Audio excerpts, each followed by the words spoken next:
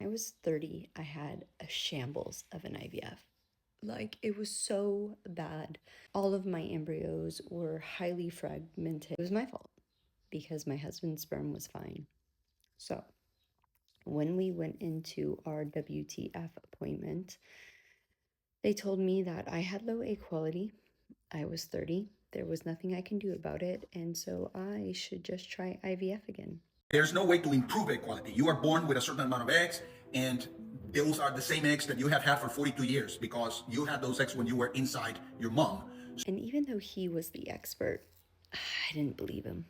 It didn't make sense. Why would I go through another very expensive, very invasive procedure to try my luck, see if that golden egg got, chosen? So I changed my diet, changed my lifestyle.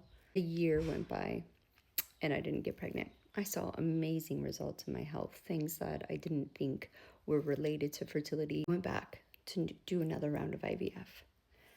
We created 5 healthy embryos. I didn't get pregnant. I didn't even make it to day 28. And so we further asked for some immune testing. There it was. I had high natural killer cells.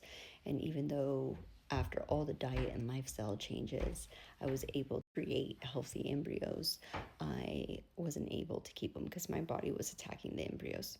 So I went further down the rabbit hole, massively improved my gut health even more, but I highly focused on it because I knew through study and intuition and common sense that my immune system was affecting my fertility and my gut health was affecting my immune system. So long story short, I had an IVF baby using immune suppressing drugs, and I continued on a cellular health improvement, and I got pregnant naturally at 36. Now, it took me so long because I didn't have the information that is so easily accessible nowadays. I had to piece it together. 15 years into when I started my journey and my studies and my investigation into true fertility health. And remember, I'm a layman. I don't have a license. I actually had no desire to learn any of this stuff. But yet, here I am. We get to choose what science we want to believe, okay? So if you want to believe that you cannot improve egg quality, that's a choice. You don't have any evidence, you don't have any scientific study that you cannot improve your egg quality. All the scientific studies out there around age and fertility look at the number of eggs inside the ovary. That's 2 different things. We are talking about completely 2 different things here. Quantity, quality. So there's no evidence to support the narrative that you cannot improve your egg quality. There's no evidence that age is the number one factor. So all the studies done on a sick population, all your IVF studies, AMH comes from IVF, doesn't come from a well-rounded population of women. The ovaries that were studied for this like narrative, this cliff that we have around age, 350-ish ovaries collected from the deceased or women who had hysterectomies. It's chunky science. I'm just here for the truth. I'm not here to be right. I didn't choose this. I honestly did not choose to do this. I got forced into it because I couldn't get pregnant. IVF wasn't working. The narrative that I was being sold didn't make sense.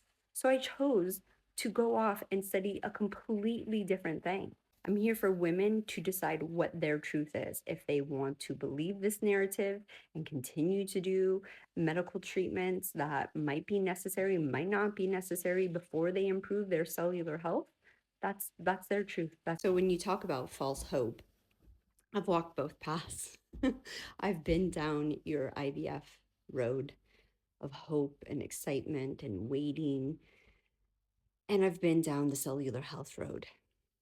Now, at the end of both of those roads, with my IVF baby, with a natural pregnancy, knowing what I know now, if I got to choose again which path I would solely take, because I didn't need IVF. I wasn't someone who was in their late 40s, someone who was had structural issues, who maybe had a male factor. I wouldn't have gone that route. I didn't need it. So there's no false hope. There's only empowerment. And both roads can be very empowering when you know what your truth is and when you use your discernment and your intuition.